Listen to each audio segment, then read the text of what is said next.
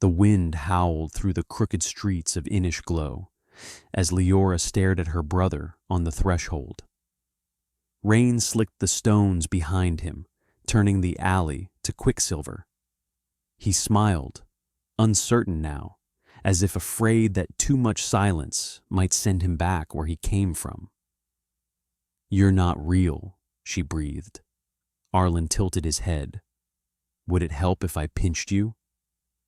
He reached out, fingertips damp and cold as sea glass. She flinched, but the touch was real. Her chest tightened around something she hadn't felt in years, astonishment laced with terror. "Come inside," she whispered, "before someone sees." He ducked into the shop, dripping on the floorboards. The clock seemed to hush for him, every tick and tock suspended in a single held breath. Liora wrapped a towel around his shoulders and watched as he examined her workbench, the clutter of gears, springs, and glass. "You really did it," he murmured. "You fixed time," she laughed shakily. "Not all of it." Arlen's eyes, green as the breaking tide, flicked to the window. Beyond, the sea flashed phosphorescent under the moonlight. "Then maybe tonight," he said, "you can stop trying." By dawn, word had spread that the sea had returned strange gifts. A drowned sailor's boots washed up at the pier, still warm. A widow swore her late husband knocked on her window at midnight, only to fade when she opened it. And from the cliffs, some claimed they heard a boy's laughter, echoing in the waves. Liora closed the shutters tighter. They spent the morning in silence. She boiled tea, though neither drank it. Arlen wandered among the clocks, touching each one lightly, as if they might shatter. "You kept father's," he said at last, gesturing to the great clock in the corner. The pendulum swung sluggishly, as if through honey. "It was the only thing left after the storm," she said.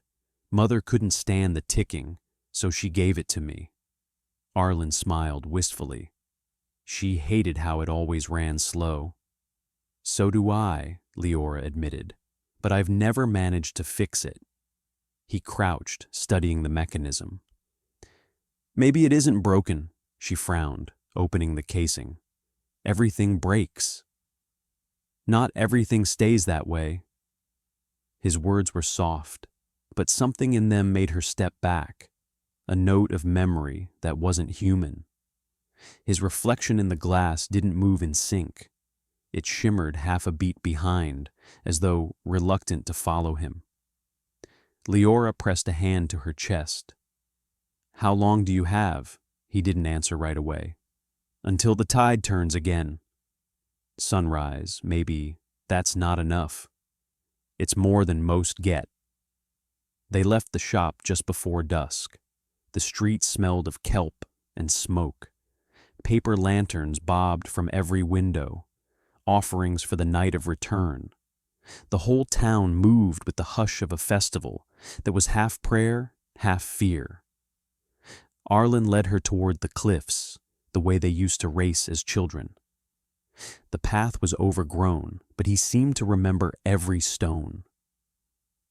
"Do you remember when we tried to build a raft?" he asked. "You called it the unsinkable," she said, almost smiling. "It sank before it left the sand." He laughed, and for an instant the years fell away. Halfway up the cliff, he stopped. "I think this is where I fell." The wind tugged at their clothes. Below, the sea glowed faintly, not moonlight, but something alive beneath the surface. Shapes moved there, translucent as jellyfish. Liora realized with a jolt that they were objects: a violin, a wedding ring, a child's toy boat, all drifting in the current like dreams half remembered. "The ocean keeps everything," Arlen said. "Memories, words, people. It slows them down until they're almost still. It's peaceful, in a way." "You'd like it." She shook her head. "I want you here." He smiled sadly. Then you'll have to let me go again. They returned to the shop as the tide crept closer to the edge of town. The air buzzed with the strange static of the sea's remembering. Leora's clocks had all stopped except one, the grandfather clock. Its hands spun wildly, refusing to keep pace with the others. Arlen crouched by it, listening. "It's not broken. It's afraid." "Afraid?" she said. He looked up. "Time doesn't like being undone."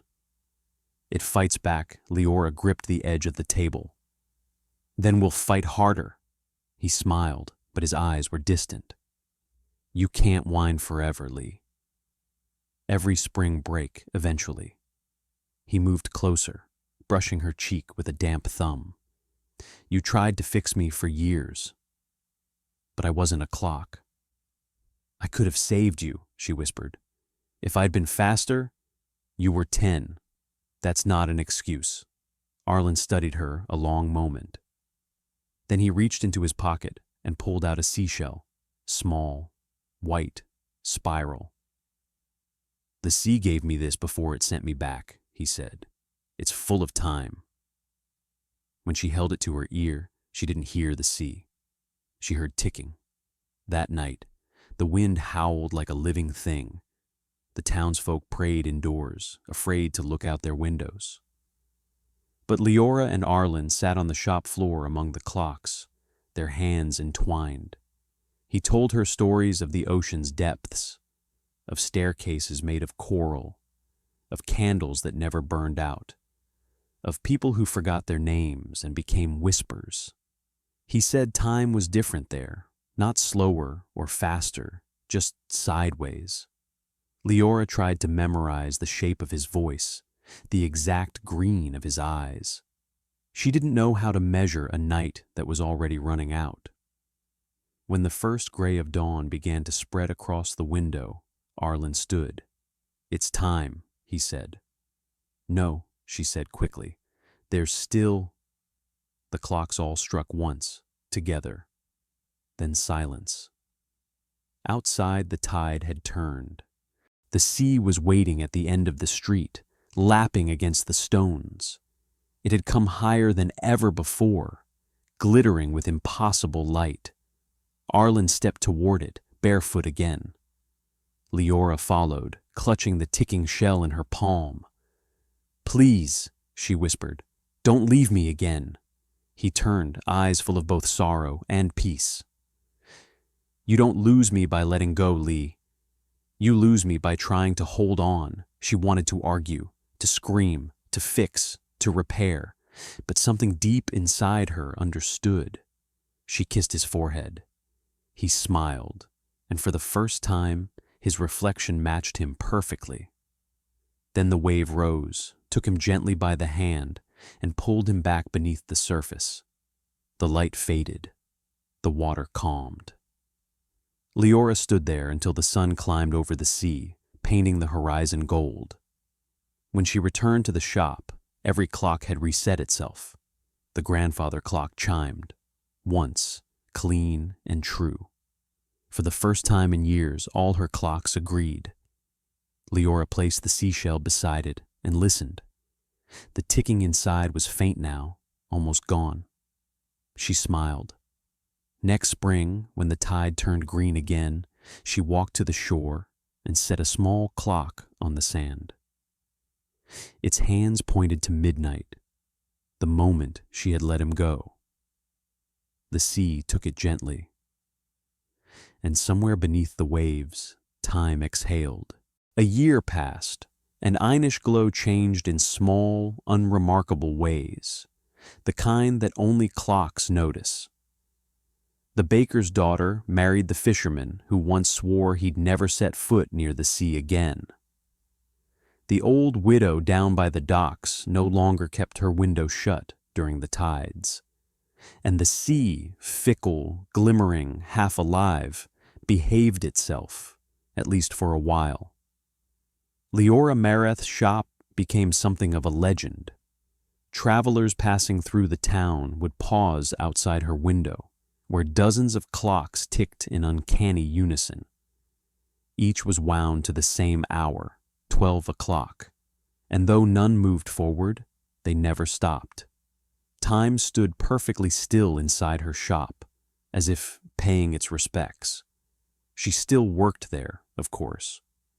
Still polished the brass, repaired old pocket watches, adjusted pendulums. But her tools lay quieter now, her movements slower, not hesitant, but at peace.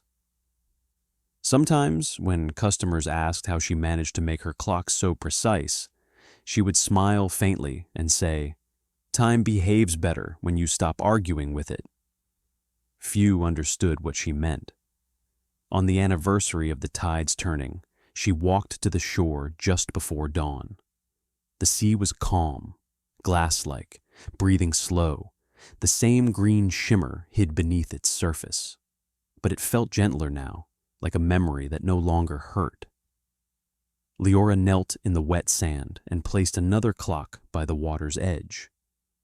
This one was smaller than before, a pocket watch she had built herself from spare parts. Its face was blank except for two slender hands, frozen at 12. When the wave touched it, the watch did not sink. It floated. The sea carried it a few feet out, where it bobbed in the ripples like a single heartbeat. She stood there, her coat whipping around her, the smell of salt and iron in the air. The horizon glowed faintly. Not sunrise yet, but promise.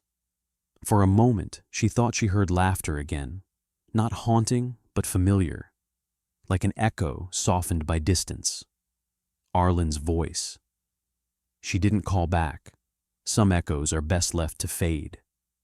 When she returned to the shop, she found the grandfather clock ticking again, slow, steady, unhurried. On its pendulum hung the seashell she'd once kept beside it.